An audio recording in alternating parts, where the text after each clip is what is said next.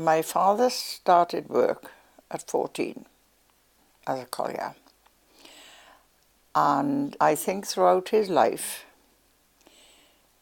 he felt that he'd missed an opportunity for education. Like a lot of other miners, he read. Although he worked hard in the pit, worked in the garden, saw to the chickens, mended the roof, did all the repairs about the house, he always found time for reading. We as children automatically then read. The library was very important to miners. The reading library was always full of elderly men at the stands reading newspapers, or young men sitting at the table reading newspapers, because people couldn't afford books then as they can afford books now. Each man seemed to have his own interest.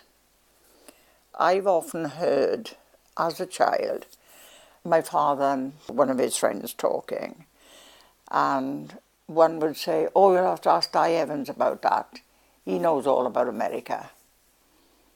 You'll have to ask so-and-so about that because he's well into history." And my father's big interest was polar exploration. It was not only a meeting place where they met their friends, but it was the place where they invited speakers to come and talk on various subjects. And it was woe betide any speaker who came and thought he was talking to the ignorant. Sometimes they would be patronizing, and they were very quickly put in their place, because these men read widely, but they were intelligent and they thought.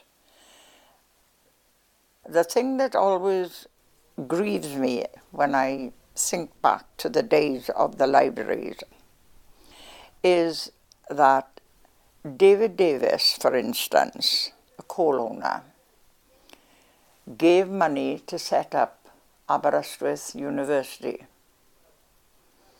when his own colliers were paying twopence and threepence a week to build a library and stack it with books.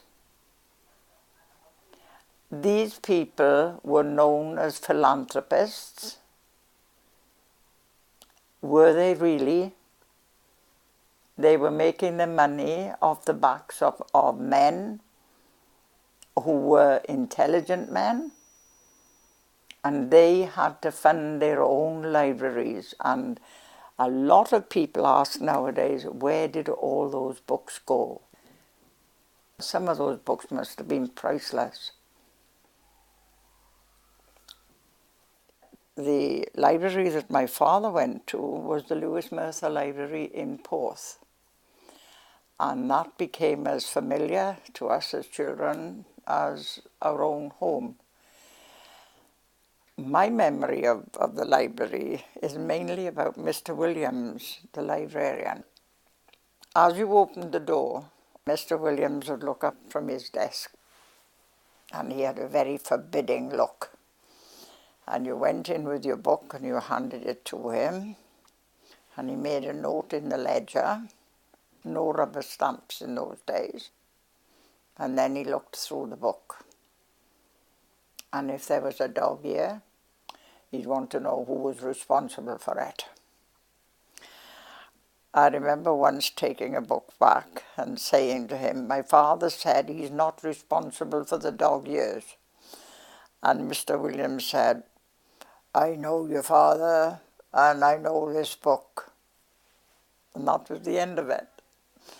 But he petrified me. If we as friends whispered behind the bookcases, his little face would come round the corner and frown. He wouldn't break a silence. Sometimes My father, when I was older, he would sometimes give me a note to take to Mr. Williams, and it would be for some special book. I'd give the note to Mr. Williams, he'd look at it, and then he'd go to the big, tall cupboards, huge glass doors, which were opened with a sort of tap key. He'd slide the window back, get the step ladders, and he never had to look for a book. He knew exactly where to go. He'd put his hand out and he'd take out the right book and bring it down.